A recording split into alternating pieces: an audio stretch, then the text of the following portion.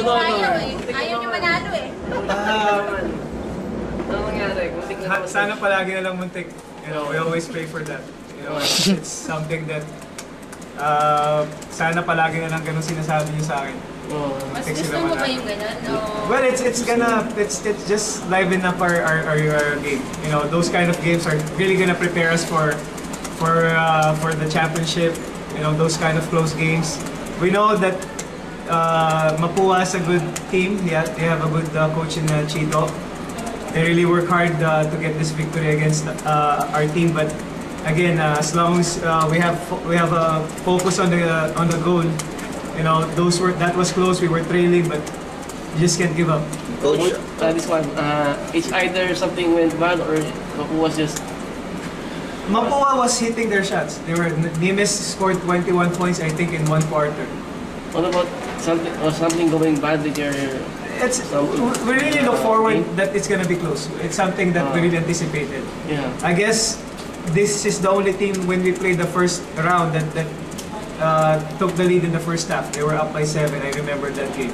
So we know that they have the capabilities of getting close against us. Again, any team that's gonna play us is gonna play their championship caliber game. Coach, anong feeling ng 15-0? Last na nag-15-0 Ato Agustin 2009 as of now, it's of course it's something that we just to be humbled with. You know, the experience is very humbling for me as a coach. You know, I'm just blessed with all this experience. It's something that I never really see coming, but I'm humbled. It's something that I'm blessed with. Coach, medyo yung history medyo nagre-repeat kasi next game nyo, Letran, yung nag-15-0, ang unang tumalo sa Bastino, Letran din. Well, as far as the sweep is concerned, it's there.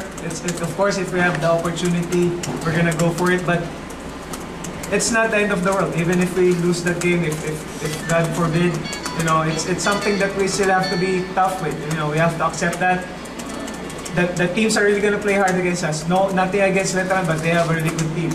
You know, they've been playing their basketball so great right now, and it's just another challenge for us.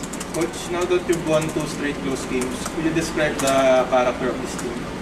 I mean, I just told them that we just can't give up. You know, we always have to find a way.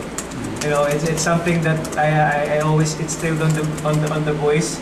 Because once you know that you've given your best, even if you lose, your head will still be high. You know, it's something that you have to be proud of. That game was really close. It could go either way, and they will just bless with that victory. Okay, Coach, yung steal na yun, in any way ba was it the plan? I never really thought that they're gonna go to Sarangay. Sarangay was the least player that I would thought that they're gonna give the ball to on that kind of inbound. And good thing Ian was just alert and he saw the opportunity, and that was really big for Ian. Okay. Thank you.